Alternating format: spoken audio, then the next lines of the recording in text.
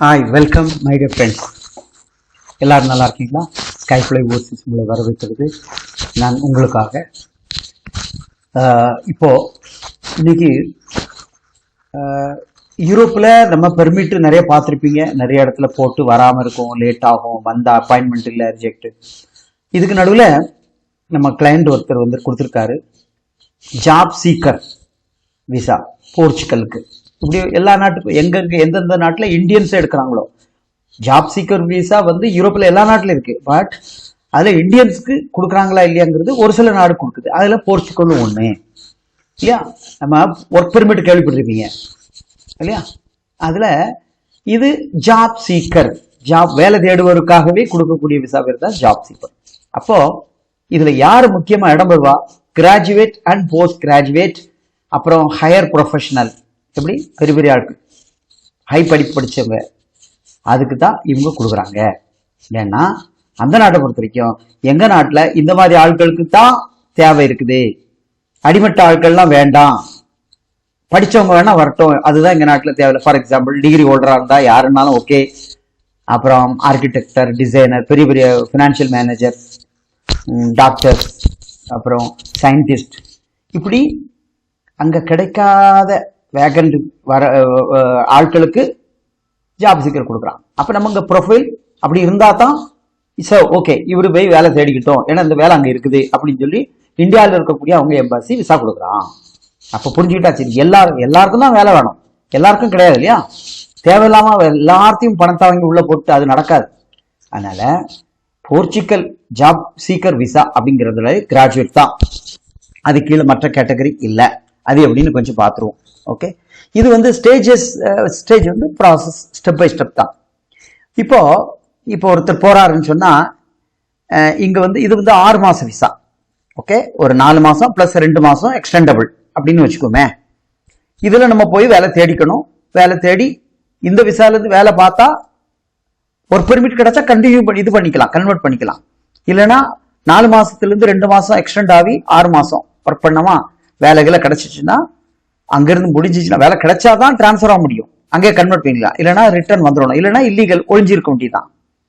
சரியா? இப்ப நம்ம நாட்டுல இருந்து டூரிஸ்ட் விசா போறவங்க எல்லாம் அப்படித்தான் பண்றாங்க, இருப்பாங்க, எங்கேயா தங்கிக்குவாங்க, அப்புறம் இல்லீகல் ஆயிடுவாங்க, அப்புறம் இந்தியா வர முடியாது, அதனால அசைலம் போட்டுறாங்க. அல்லனா அங்கங்க ஒளிஞ்சு கிடந்துட்டு எப்படியோ அது வருஷங்கள் ஆகும். கரெக்டா?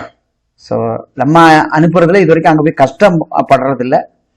ஜென்யூனா நம்ம சொல்லிவிடுவோம். ஒன்று ஒர்க் பெர்மிட்ல போகணும், இல்லைன்னா விசிட்ல போயிட்டு அங்கே யாராவது ஆட்கள் இருக்காங்கன்னா அவங்க மாற்றி தரங்களால் முடியும்னு சொன்னா போகணும். இல்லைன்னா நாங்க போய் பார்த்துக்கிறோம், அசைலத்தில் நாங்க போய்க்கிறோம்னு சொன்னா அது அவங்க ரிஸ்க். அது இல்லாம ஜாப் சீக்கர் விசா, இது கிளியரா சொல்லியிருக்கு. ஃபர்ஸ்ட் எலிஜிபிலிட்டி முக்கியம். ஏன்னா ஒரு குறிப்பிட்ட வயசுக்கு மேல அவங்க எடுக்கிறது இல்லை. முதல்ல ஃபர்ஸ்ட் எலிஜிபிலிட்டி செக் பண்ணுவாங்க. நம்ம சிவி டாக்குமெண்ட்ஸ் எல்லாம் கொடுத்து பார்த்தாச்சுன்னா ஒன்னொன்னுக்கு ஒரு பாயிண்ட் சிஸ்டம் வச்சிருக்காங்க.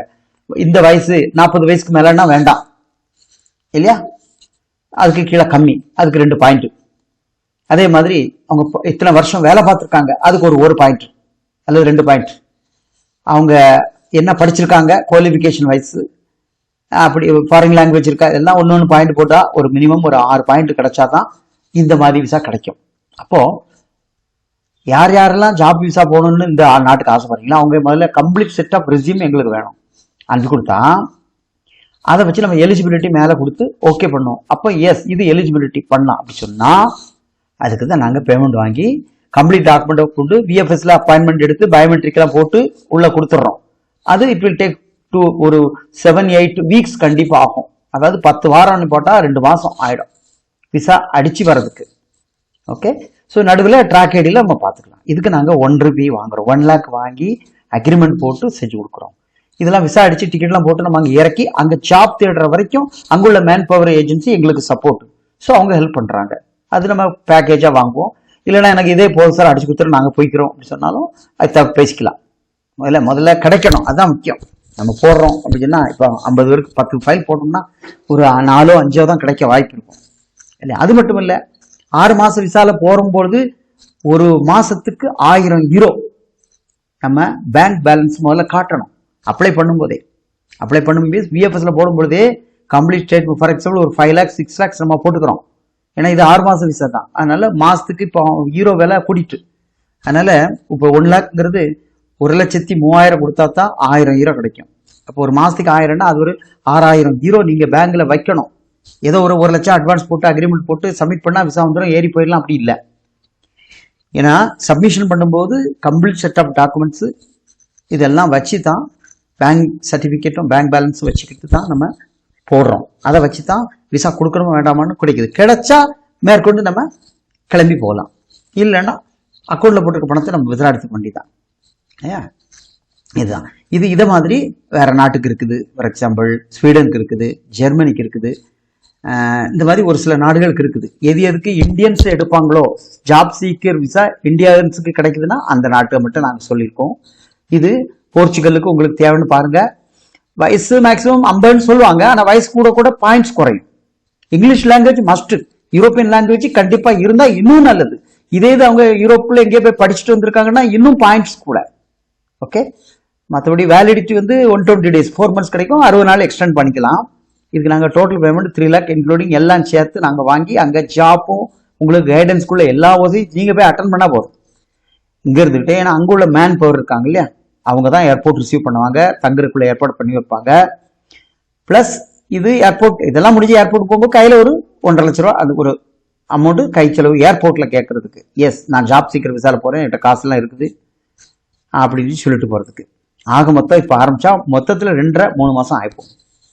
ஓகே, ஸோ இதில் நம்ம அங்கே போய் நமக்கு விருப்பப்பட்ட ஜாப் சர்ச் பண்ணி தேடி பண்ணிக்கலாம். ஆனால் இந்த 6 மாசம் விசால நம்ம இங்கே வேலை பார்க்க முடியாது. 4+2ல கொஞ்சம் தலைமுறையாக வேலை பார்த்துக்கலாம், ஆனால் லீகலாக வேலை பார்க்க முடியாது. அவங்க வேலை தேடத்தான் அனுமதி கொடுத்துருவாங்களே ஒழிய வேலை பார்க்கறதுக்கு இல்லை. ஆனாலும் அங்கங்கே கிடைச்ச இடத்துல வேலை பார்த்துட்டு வருமானத்தை ஏற்றிக்கிட்டு வேலையும் தேடி இப்போ அவங்களும் தேடுவாங்க. நம்ம இங்கிருந்து அவங்களுக்கு எல்லா லீட்ஸும் கைடன்ஸும் கிடைக்கும், வேலை தேடுறதுக்குள்ள எல்லா விஷயமும். அப்போ அப்படி கிடைச்சிச்சின்னு வச்சுங்களேன், ஏன்னா அந்த மாதிரி ஆட்கள் தானே போவாங்க. Any job I am ready because I am a degree holder, as per the procedure I am eligible to apply அப்படிங்கும் பொழுது அவங்க அப்ளை பண்ணி ஏறி போறாங்க. ஓகேவா, சரி. இதுதான் நம்ம ஸ்வீடனுக்கா இருக்கட்டும், இப்போ எல்லாம் ஆல்மோஸ்ட் ஜாப் சீக்கர் விசா எல்லாம் இதே ஒன்று தான், ப்ரொசீஜர் எல்லாமே ஒன்று தான். ஜெர்மனியில் மட்டும் வித்தியாசம் இருக்கு. ஜாப் சீக்கர் விசா அப்புறம் ஆப்பர்ச்சுனிட்டி கார்டு அது 6 மாசமும் இருக்கு, 1 வருஷமும் இருக்கு. ஓகே, எப்படி போனாலும் ஒரு நாட்டுக்குள்ள இறங்கக்கு ஏதாவது ஒரு ரூபத்துல இறங்கணுங்கிறதுக்கு இது ஒரு பாலிசி, இதுலயும் ட்ரை பண்ணலாம். அப்போ டிகிரி ஹோல்டர் யாரா இருந்தாலும், அதே மாதிரி போஸ்ட் கிராஜுவேட் டிகிரி ஹோல்டர் யாரா இருந்தாலும் 50 வயசுக்கு கீழே ஓகே பண்ணலாம். அதுல புருஷனும் சரி பொண்டாட்டி 2 பேரும் சேர்ந்து அப்ளை பண்ணா அவங்க குழந்தைகள் டிபெண்டா போயிடலாம். அதே சிங்கிளா அப்ளை பண்ணா அவங்களுக்கு டிபெண்ட் கிடையாது.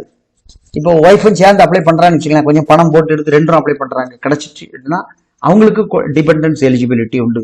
சிங்கிளானவங்களுக்கு டிபெண்டன்ட் கிடையாது. இப்படி நிறைய விஷயங்கள் இருக்கு. இன்னைக்கு இதை பத்தி நீங்க என்கிட்ட கேட்டீங்கன்னா நான் இன்னும் கொஞ்சம் உழைக்க சொல்லுவேன்.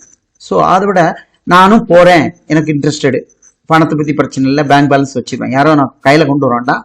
ஸோ 1 lakh இனிஷியலாக வாங்கி நம்ம அக்ரிமெண்ட் போட்டு இந்த ப்ரொசீஜர்லாம் உங்களுக்கு ஃபைல் ரெடி பண்ணி தரோம். பிஎஃப்எஸ் போடுறீங்க, போட்டுட்டு அதுலேருந்து ஒரு 2-2.5 மாதம் ட்ராக் அடி பார்த்துட்டு இருக்கீங்க. கிடச்சிச்சுன்னா you are the great luckiest. அதுக்கப்புறம் நீங்கள் எங்களுக்கு மேற்கொண்டு உள்ள காரியங்கள் செய்யணும். நாங்கள் கொஞ்சம் அங்கே பேமெண்ட் கொடுப்போம், உங்களை அங்கே ஏர்போர்ட்டில் அரைவல் பண்ணி எடுத்து தங்க எல்லாம் வைப்பாங்க. அப்புறம் எங்கெங்கே ஜாப் எல்லாம் போகணுங்கிறதுக்கு எல்லா லீட்ஸும் தருவாங்க. ஸோ அதை நம்ம இங்கிறது ஷோ மணி எக்ஸ்ட்ரா கையில் இருக்கிறதுனால அதை வச்சு நம்ம செலவுகளை பார்த்துக்க வேண்டியதான். ஓகே, வேற இதல்லாத வேற எக்ஸ்ட்ரா பேமெண்ட் ஒன்றும் இல்லை. சரியா, அதனால முதல்ல நீங்க என்கிட்ட பேசும்பொழுதே ஒவ்வொருத்தருக்கும் ஆசை இருக்கும். ஃப்ரெண்ட்ஸாவே இருப்பாங்க, 4 பேர் சேர்ந்து இருப்பாங்க. தாராளம் வரலாம், மேல் வரலாம், ஃபீமேல் வரலாம், யார் வேணாலும் இதில் அப்ளை பண்ணலாம். But must be a degree holder. Okay, so அவங்களுக்கு நம்ம ட்ரை பண்ணி கொடுக்குறோம். சிலவங்க நல்ல அனுபவசாலி இருப்பாங்க, நல்ல லாங்குவேஜ் ஃப்ளூயன்ஸாக இருப்பாங்க, அவங்களுக்கெல்லாம் இது 100% கிடைக்கும். ஓகே, கண்டிப்பா அப்ளை பண்ணுங்க. நாங்கள் எலிஜிபிலிட்டி பார்த்துட்டு நம்ம மேற்கொண்டு பேசுவோம். பண்ணலாமா வேண்டாம், பண்ண முடியும்னா பண்ணுவோம், இல்லைன்னா நம்ம வேற நிறைய ஆப்பர்ச்சுனிட்டி வருது. இப்போ பாருங்க, டிகிரி ஹோல்டர் சிங்கப்பூருக்கு வருது, எல்லாம் ஏர்போர்ட் ப்ராஜெக்ட். ஓகே, ஆனா அவங்க என்ன சொன்னாங்கன்னா இந்த வயசுலேருந்து இந்த வயசுக்குள்ள டேட் ஆஃப் பர்த் இருந்தால்தான் நாங்கள் எடுப்போன்றான், டிகிரி ஹோல்டரா இருந்தா கூட. அப்போ மீதி உள்ளவங்க எங்க போவாங்க? அப்போ 4 பக்கம் தேடும்போது ஏதாவது ஒன்று கிடைச்சாச்சுன்னா உங்களுக்கு ஒர்க் அவுட் ஆகும். ஓகே மேடியர், இதான், வேற ஒன்றும் இல்லை. இதனுடைய நிறைய டீட்டெயில்ஸ் எல்லாம் கொடுத்துருக்கேன். இன்னைக்கு ஒவ்வொன்றா நீங்க பார்த்து டவுன்லோட் பண்ணி ரீட் பண்ணி பாருங்க. ஓகே, எந்தெந்த ஃபீல்டில் வேலை கிடைக்கும் எல்லாமே இருக்கு. அது நம்ம நேரில் கூட பேசலாம். ஓகே, ஸோ இதை நீங்கள் ஒரு ஸ்க்ரீன்ஷாட்டோ நீங்கள் இது மாதிரி பார்த்து எடுத்து படிச்சிக்கங்க. நீங்கள் சர்ச்சில் போனால் கூட நிறைய கிடைக்கும், உங்களுக்கும் நல்லா தெரியணும். மற்றபடி இண்டிபெண்டாக அப்ளை பண்ணி ஏறி இறங்கினா அவங்களுக்கு கைடன்ஸே கிடைக்காது இல்லையா, நடு காட்டுகளை கொண்டு விட்ட மாதிரி இருக்கும். அதனால ஒருத்தருடைய தயவோடு போனீங்கன்னா கொஞ்சம் கைடன்ஸ் இருக்கும், உங்களுக்கு ஒரு சப்போர்ட்டாக இருக்கும். Okay, thank you very much. கண்டிப்பாக இப்போ போர்ச்சுகல் மாதிரி வேற ஜாப் சீக்கர் விசாவும் இதில் வருது, நீங்கள் பாருங்கள். ரஷ்யாவுக்கு இப்போ நிறைய வேக்கன்சி வந்திருக்கு, அதையும் பாருங்கள். சிங்கப்பூருக்கு டெர்மினல் 5 ப்ராஜெக்ட் வந்திருக்கு, ஒரு 300 people we are taking, only degree and diploma holders. ஓகேவா, அப்போ சிங்கப்பூர் வர்றதா இருந்தாலும் வாங்க. அதுக்கு நம்ம RMI டெஸ்ட்டுக்கு அப்ளை பண்ண வாங்க. நிறைய வீடியோ கண்டினியூஸாக பாருங்கள், ஃப்ரெண்ட்ஸ்க்கு ஷேர் பண்ணுங்கள், சப்போர்ட் பண்ணுங்கள். உங்கள் தயவுக்காக, உங்களுடைய அன்புக்காக ரொம்ப நன்றி. நான் நிறைய வேலை செஞ்சு நிறைவேற்ற அனுப்பணும்னு என்னால் மேக்ஸிமம் முடிஞ்ச வரைக்கும் ட்ரை பண்ணுறேன். நீங்களும் ஒத்துழைப்பு பாருங்கள். சில பேருக்கு பழைய கேண்டிடேட்டுக்கு லேட் ஆனவங்களுக்கு நான் வேறு ப்ராஜெக்ட் மாற்றி எடுத்து போட்டு கொடுத்து அவங்களையும் நான் திருப்திப்படுத்துகிற மாதிரி தான் செஞ்சு கொடுப்பேன். So don't worry. Thank you for your support.